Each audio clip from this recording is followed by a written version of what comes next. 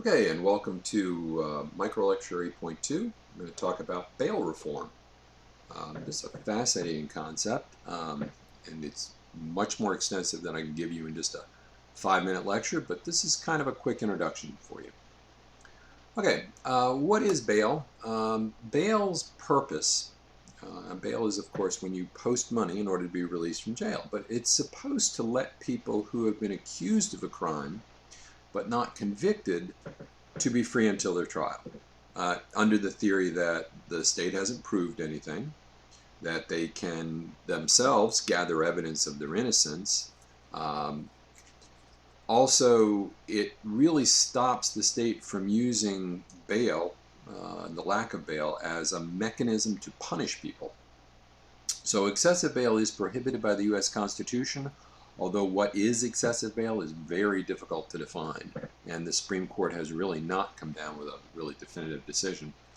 The United States uses a monetary bail system. Typically, if you have a bail of, say, $1,000, you have to pay 10% of that to a bail's bondsman, who then posts the bail. So you'd have to come up with $100. Well, that would be for a very minor crime. So if it was, say, a burglary in Wake County or an arson charge in Orange County, you might have a bail of $100,000, which means you'd have to come up with 10% of that, or $10,000, and you would give that to the bail bondsman. So your freedom is very dependent upon how much money you have. Now, this is not, I want to emphasize this is not a debate about locking people up who have committed crimes, because this isn't about guilt. The only thing that has happened here is that the police say they have enough evidence to arrest someone. So the way I like to frame this to people is to say, unless you believe that the government never makes a mistake, that the government is perfect, um, then it's certainly possible that in arresting someone, the police have the wrong person. And we don't know how many that is, so shouldn't, until we're sure that we have the right person, that person keep his freedom. Now, there's a problem here when we talk about bail bonds, because a great number of Americans are cash poor. About half of America does not have $400 in cash for an emergency. So most poor people, if they commit a crime and the bail is over $4,000 or $5,000, say, they're not going to be able to come up with the money.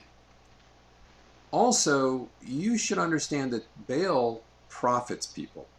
So if we have, example here is from Louisiana, Title 22, Section 822, that's their Louisiana General Codes, like in North Carolina, says that if you have a bail, yes, the bail bondsman keeps 10%, say $20,000, but $600 goes to the sheriff's department, goes to pay judicial salaries, goes to pay for public defenders, goes to pay for the prosecutor's office. So wrap your mind around the idea that you are accused of a crime you didn't commit. You pay a bail bondsman to get out of jail.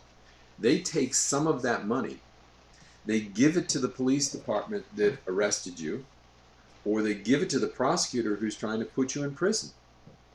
And you still haven't been convicted of anything. Now, what's the scale of the problem? In the United States, at any given time, there's going to be about 500,000 people in jail who have not been convicted of a crime yet.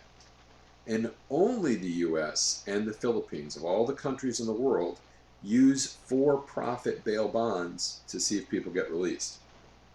I emphasize for-profit because this is a profitable industry for people.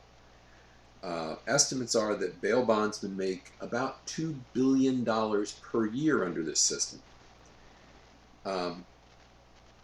Many of the people in jail, not all of that 500,000, but many of those are there because they can't make bond or bail bond. Now, the Supreme Court has said that you may hold people for public safety reasons. So if you catch a murderer who, supposedly, murderer, I guess, accused, not convicted, who viciously killed half a dozen people with a spoon, you do not have to give him bail. The Supreme Court said as early as the 1980s United States versus Salerno, that for public safety you can incarcerate people. But the number of people that are starting to fall under this public safety section has increased. So here's a couple charts. These are from the Bureau of Justice Statistics.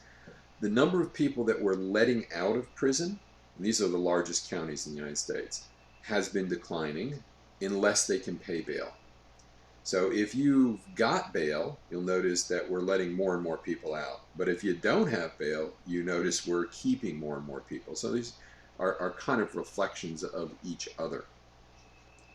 Another way to look at this is what has been the impact of people who are being held.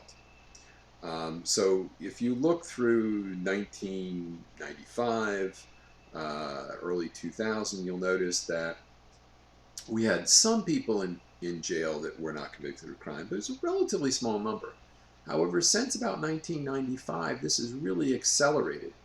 And now we're getting close to the point that people being held in jail, now these numbers can be a little bit different because some numbers are based on a given day and some numbers are based on totals over a year.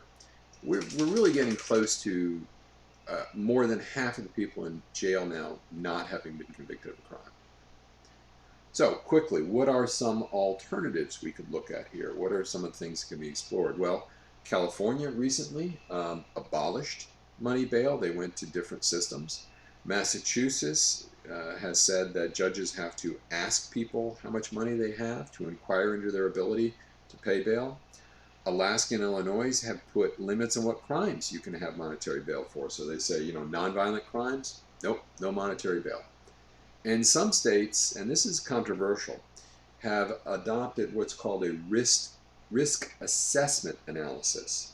So New Jersey, Arizona, Kentucky, statewide, and local jurisdictions otherwise have said, well, we're going to look at this individual, and if he is a serious risk, we're going to retain him, but if not, we're going to let him out. So those are some of the alternatives and some of the things that we're kicking around. All right, we'll go on to our next series of lectures coming up, and have a good evening.